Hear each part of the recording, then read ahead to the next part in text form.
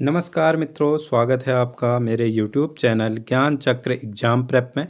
आज मैं आपके लिए हिंदी साहित्य के अंदर जो 23 कवि दिए हैं उनमें से दो कवयित्रियों का कवि परिचय लेके आया हूँ। वो दो कवयित्री हैं आपकी गौरापंत शिवानी जी और महादेवी वर्मा जी। तो चलिए जानते हैं इनके बारे में डिटेल में। महादेवी वर्मा, इनका जन्म 1907 से 1987 तक रही। जीवन परिचय। इनका जन्म 26 मार्च 1907 को फर्रुखाबाद उत्तर प्रदेश में होली के दिन हुआ था। ठीक है। इनके पिता श्री गोविंद प्रसाद वर्मा, ये पेशे से अध्यापक थे,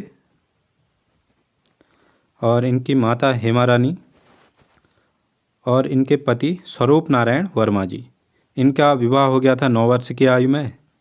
तो पति से उतना ज़्यादा मतलब बचपन में क्या होता है, ये पढ़ने के लिए चली गई थी हॉस्टल वगैरह में। ठीक है। और इनके मतलब इनके 7 पीढ़ियों के बाद कोई कन्या का जन्म हुआ था, तो इनका नाम ही इनके माता पिता ने महादेवी रख दिया था। ठीक है। उपाधि इनको आधुनिक मीरा कहते हैं। निराला जी ने कहा कि यह हिंदी के विशाल मंदिर की सरस्वती हैं। साहित्य व शिक्षा व साहित्यिक योगदान। 8 वर्ष की उम्र में इन्होंने 12 मासा कविता लिखी। 1923 ईस्वी में महिलाओं की प्रमुख पत्रिका चाँद का कार्यभार संभाला। चाँद व साहित्यकार पत्रिकाओं का संपादन इन्होंने किया। इलाहाबाद में साहित्यकार संसद की स्थापना की। भारत में महिला कवि सम्मेलन की नींव इन्होंने ही डाली। इनकी एक सहपाठी मतलब दोस्त थी सुभद्रा कुमारी चौहान जी, उनको भी आपने पढ़ा होगा। बुंदेले हर बोलों की मुँह हमने सुनी कहानी थी वाली उनकी फेमस कविता है एक। 1936 में नैनीताल रामगढ़ में इन्होंने बंगला बनवाया, उसका नाम रखा मीरा मंदिर। यह आपको मैंने जब अब इसको संग्रहालय बना दिया गया है, तो मैंने आपको दिखाया था जब संग्रहालय पढ़ाए थे मैंने। इनकी प्रमुख रचनाएं, पहले कविता संग्रह देखते हैं। निहार, रश्मि, नीरजा, सांध्य गीत। इनको क्रम से लगाने के लिए भी आया था, तो इनके सन भी देख लीजिए। निहार आए 1930 में, फिर रश्मि 1932 में, नीरजा 1934 में, सांध्य गीत 1936 में। नीरजा के लिए इन्हें शेक्सपियर सम्मान भी दिया गया था। दीप शिखा भी इनकी एक कविता संग्रह है। प्रथम आयाम, अग्निरेखा, सप्तपर्णा, यामा। 1982 में इसके लिए इन्हें ज्ञानपीठ पुरस्कार दिया गया। परिक्रमण, गीति पर्व, नीलांबरा, संधिनी, यह भी एक पेपर में ऑप्शन में था, तो ये महादेवी वर्मा का है। इस टाइप के सवाल इम्पोर्टेंट हो जाते हैं जो पहले आयोग ने किसी ऑप्शन में उनको इंक्लूड किया है। इनके गद्य रचनाएं। अब रेखा चित्र या संस्मरण। क्या होते हैं रेखा चित्र और संस्मरण, एक अंतर हम देख लेते हैं इनके बारे में। रेखा चित्र एक व्यक्ति के जीवन और व्यक्तित्व का संक्षिप्त चित्रात्मक और सजीव अंकन होता है। ठीक है। जबकि संस्मरण एक विशिष्ट घटना, अनुभव या व्यक्ति के बारे में या लेखक की यादों और भावनाओं का विस्तृत वर्णनात्मक या व्यक्तिगत विवरण होता है। जैसे अतीत के चलचित्र लिखा, देखो इसमें पुरानी बातें ही हो रही हैं, यादों की बातें, अतीत, स्मृति की रेखाएं पुरानी। ठीक है। अतीत के चलचित्र, स्मृति की रेखाएं। प्रसिद्ध रेखा चित्र इनका भक्तिन था, जिसके मुख्य पात्र लक्ष्मी या लक्ष्मण करके आपने पढ़ा होगा, ये था एनसीईआरटी में। मेरा परिवार और पथ के साथी, पथ के जो साथी इनके जो उस समय के दोस्त थे, उन सब के बारे में इन्होंने इस संस्मरण के अंदर लिखा हुआ है। निबंध संग्रह थे श्रृंखला की कड़ियाँ, आपदा, भारतीय संस्कृति के स्वर, संकल्पिता। इनकी एक कहानी थी गिल्लू, जिसमें गिलहरी का नाम होता है गिल्लू। और इनका एक अन्य गद्य था चिंतन के क्षण। कुछ विशेष तथ्य देखते हैं आप। मधुर मधुर मेरे दीपक जल, इसका भाव है विरह और रहस्य वाला इसका भाव है। ठीक है। इन पंक्तियों का। मैं नीर भरी दुख की बदली, एक इनकी पंक्ति है, क्योंकि आजकल आयोग पंक्ति वंक्ति भी पूछ ले रहा है, तो जो इम्पोर्टेंट हैं एनसीईआरटी में दी गई हैं तो वो मैं लेके आया हूँ आपके लिए। भक्ति इनका संस्मरणात्मक रेखा चित्र था, मैंने आपको ऊपर बता दिया। स्मृति की रेखाओं में संकलित है ये, ठीक है। किसके अंदर संकलित है? तो स्मृति की रेखाओं के अंदर भक्ति संस्मरणात्मक रेखा चित्र संकलित है। 1977 में कुमाऊं यूनिवर्सिटी ने इन्हें डी.लिट की उपाधि दी थी। 1979 में इन्हें साहित्य अकादमी की सदस्यता ग्रहण करने वाली पहली महिला थी, ठीक है। जो साहित्य अकादमी था उसकी जो पहली महिला सदस्य यही थी 1979 में। 1952 में इन्हें यूपी विधानसभा परिषद की सदस्य भी बनी है। तीसरे विश्व हिंदी सम्मेलन में इन्होंने भाग लिया। अब इनके पुरस्कार और सम्मान क्या क्या मिले इन्हें? 1956 में इन्हें पद्म भूषण मिला। 1979 में साहित्य अकादमी की सदस्यता ग्रहण करने वाली पहली महिला, मैंने आपको बता दिया। 1982 में ज्ञानपीठ पुरस्कार कीर्ति थी इनकी यामा। 1988 में इन्हें पद्म विभूषण से भी सम्मानित किया गया, मरणोपरांत दिया गया था ये। तो आप देख लीजिए, इनको सारे ही इम्पोर्टेंट पुरस्कार मिले हैं, तो ये बहुत ही इम्पोर्टेंट है और इनके सन याद कर लीजिएगा। नीरजा के लिए सेक्सेरिया सम्मान दिया। इनकी मृत्यु हुई 11 सितंबर 1987 ईस्वी को।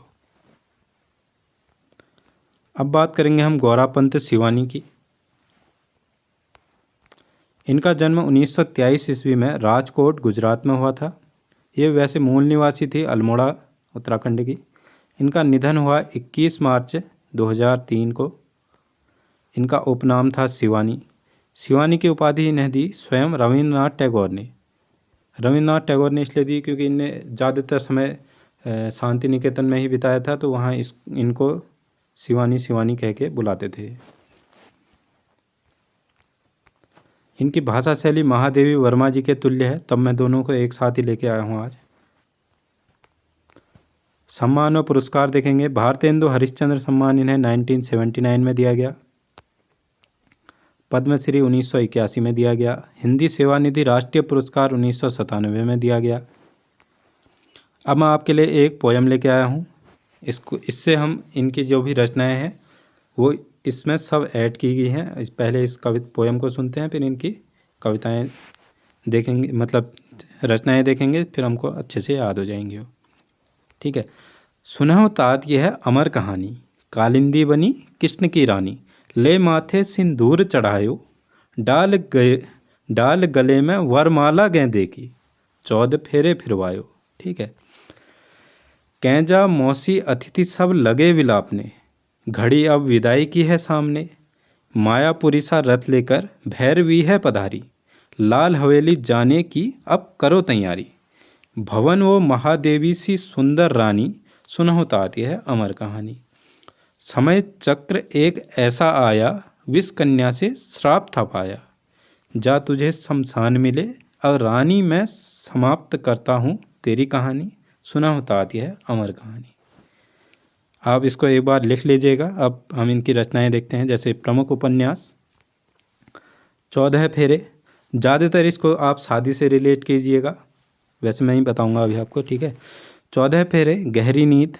देखिए 14 शादी में फेरे चल रहे हैं और नींद आई है, गहरी नींद आई है, रात की शादी है, ठीक है। अतिथि आए हैं, गेंदे के फूल लगाए हैं, हर जगह सजाए हैं, मायापुरी सा बनाया है उसको, भैरवी, स्वयं सिद्धा, आकाश, रति विलाप, विलाप होने वाला था शादी में। कौन कर रही हैं विलाप? कैंजा कर रही हैं। कैंजा का नाम है कालिंदी, कृष्णाकली, 2 कैंजा हैं, ठीक है। चल खुसरो अपने घर, चल खुसरो घर अपने। अब इनको अपने घर जाओ करके ऐसे कहने लग गए हैं, ठीक है। चिर स्वयंवरा, स्वयंवर से आप याद कर लेंगे, शादी का ही चल रहा है। शमशान, चंपा। ज़्यादा हैं तो आप ऐसे एक कहानी टाइप की बना के या पोएम बना के ही याद करेंगे तो ज़्यादा बेहतर है, वहाँ पर याद आ जाती हैं। प्रमुख कहानियाँ हैं इनकी, झरोखा आया एक, ठीक है। विषकन्या आई, जैसे पहले तो विषकन्या, नागिन ऐसे आएंगे, तो एक झरोखा जैसा आता था ना, हंसी भी आती थी उसमें, मणिमाला, पुष्पहार, अपराधिनी भी होता था कोई ना कोई, तो ऐसे याद कर लेना, ठीक है। विषकन्या, अपराधिनी, पुष्पहार, मणिमाला की हंसी। कहानी संग्रह अब लाल हवेली 1965 में लिखी इन्होंने, पुष्पहार, रथ्या कथ्या, लाल हवेली, ऊपर सब पोएम में आ गए हैं, ठीक है। एक बार उसको आप अपनी तरफ से जैसे समझ सकते हैं आप समझ लीजिएगा। मैंने भी उसमें एक अलग ही इमेज जैसी बना रखी है उसकी, कि शादी हो रही है, फिर लाल हवेली है, ये है वे है करके, ऐसे करके आप बना लीजिएगा, ठीक है। संस्मरण है इनके जालाक स्मृति कलश। आत्मकथा है इनकी सुना तात, यह है अकथ कहानी। अब हमने हर जगह अमर अमर पढ़ा, लेकिन मैंने जब ये इमेज सर्च की तो उसमें अकथ लिखा था, ठीक है। सोने दे, ये भी इनके क्या है, ये आत्मकथा सोने दे कह रही है, ठीक है। यात्रा वृत्तांत है इनका चरव्ययति। लेखन कार्य इन्होंने वामा पत्रिका में भूल भुलैया शीर्षक के अंतर्गत विभिन्न विषयों पर लेख प्रकाशित किए।